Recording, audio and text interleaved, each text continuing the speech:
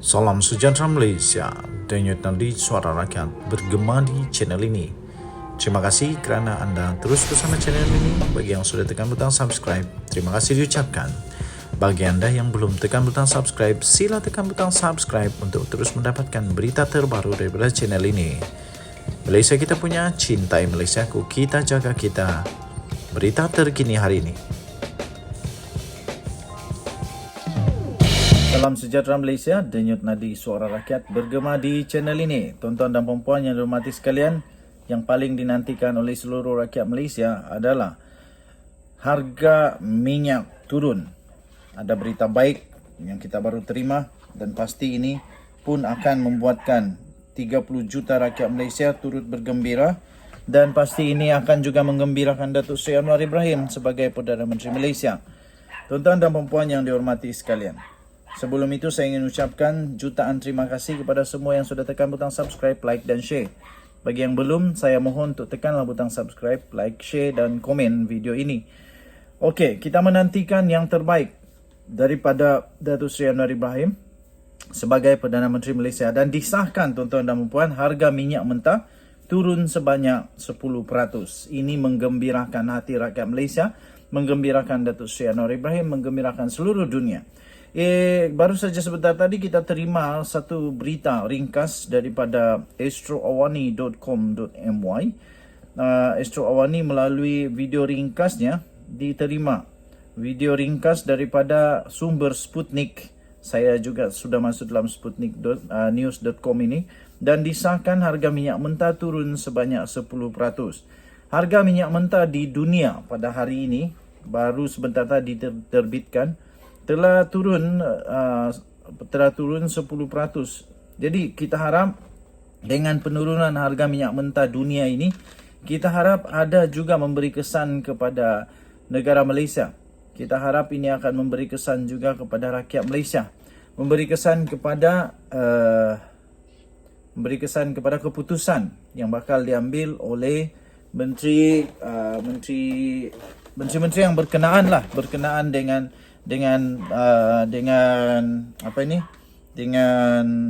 minyak mentah ni. Jadi kita harap kalaulah boleh, kerana harga minyak mentah dunia turun harga sebanyak 10%, mungkinkah ada juga dapat tempias kepada rakyat Malaysia?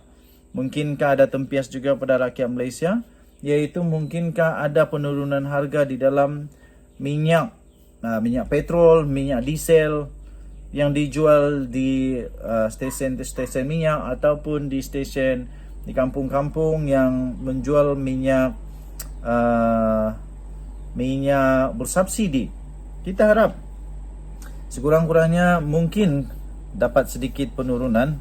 Itu pun kalau harga minyak mentah ini turun dengan konsisten di dunia, Tetapi ini satu peningkatan yang baik agaknya. Saya fikir ini akan membuatkan rakyat Malaysia ada sedikit harapan untuk melihat penurunan di dalam harga minyak di Malaysia juga. Kerana menurut sputniknews.com, harga minyak mentah di dunia turun sebanyak lebih kurang 10%. Sudah lama kita tidak merasa penurunan harga minyak di Malaysia. Tapi kita harap dengan pengumuman terbaru ini, iaitu keputusan daripada sputniknews.com bahawa harga minyak mentah di dunia ada penurunan sebanyak 10%. Kita harap dengan penurunan ini, maka kita pun dapat menikmati penurunan harga juga di Malaysia. Kita berharap semoga minyak mentah dunia akan terus turun harga dia, supaya Kerajaan Malaysia melalui Datuk Seri Anwar Ibrahim sebagai ketua kepimpinan Kerajaan Perpaduan ini dapat membuat keputusan yang terbaik. Jadi tugas kita sebagai rakyat Malaysia pula, kita mendoakan semoga kerajaan ini akan tetap kekal. Kita mendoakan semoga ekonomi Malaysia semakin stabil. Kalaupun tidak turun harga minyak, kita harap supaya kerajaan dapat memikirkan satu mekanisme alternatif baru bagaimana untuk menolong rakyat yang kesusahan dengan keadaan inflasi dan sebagainya, iaitu dengan cara mungkin boleh meningkatkan pendapatan rakyat.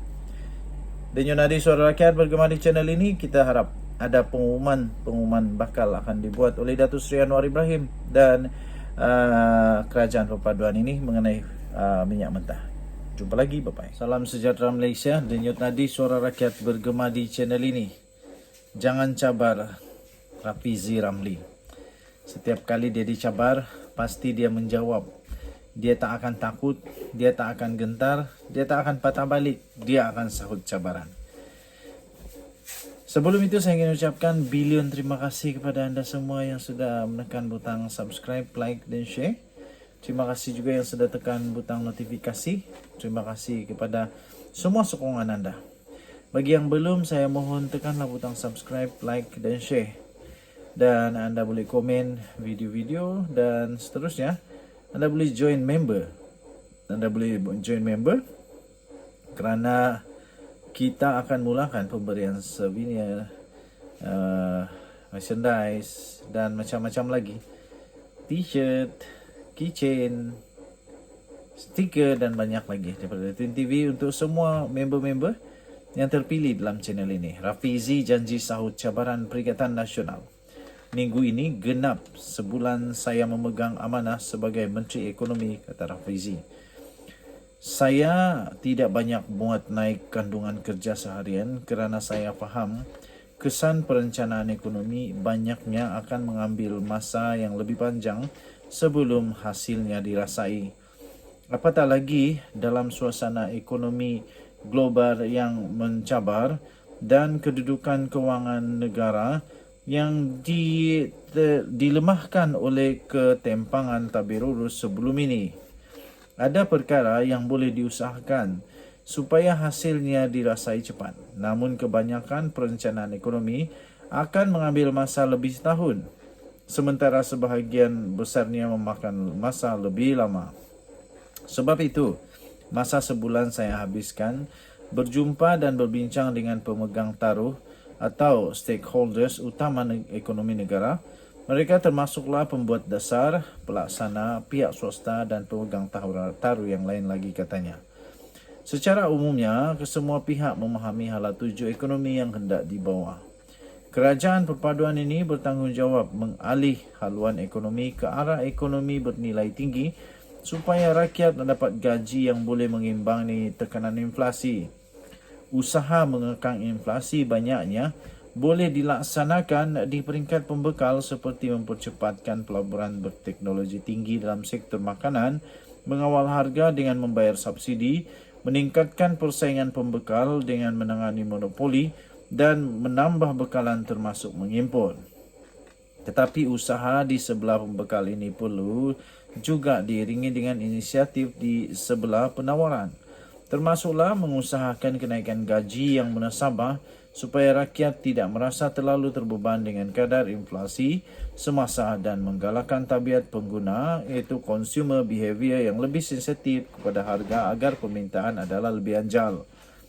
Pembangkang dari PN akan terus mempertikai setiap usaha kerajaan. Ada dari kalangan mereka yang memperli konon saya hendak nampak gah semasa pembangkang tetapi tidak berkesan sebagai kerajaan. InsyaAllah satu cabaran yang saya akan sahut. Cuma bila komen begitu datang dari mereka yang menjadi kerajaan setelah menebuk atap selama 33 bulan, bunyinya nampak seperti meludah ke langit. Soal keperluan mengajak ekonomi negara ke arah ekonomi digital berteraskan inovasi, ekonomi yang seimbang dan kelestarian alam sekitar, aplikasi teknologi yang meningkatkan produktiviti dan kecekapan, ini semua matlamat ekonomi yang tidak boleh dipertikaikan. Ujian sebenar kepada saya ialah bagaimana saya berjaya melaksanakan anjakan-anjakan ini yang kesannya dapat dirasai oleh rakyat. Setelah sebulan, ada idea dan pendekatan baru yang saya rasakan akan beri nilai pulang lebih baik bagi setiap RM1 wang rakyat yang dibelanjakan kerajaan.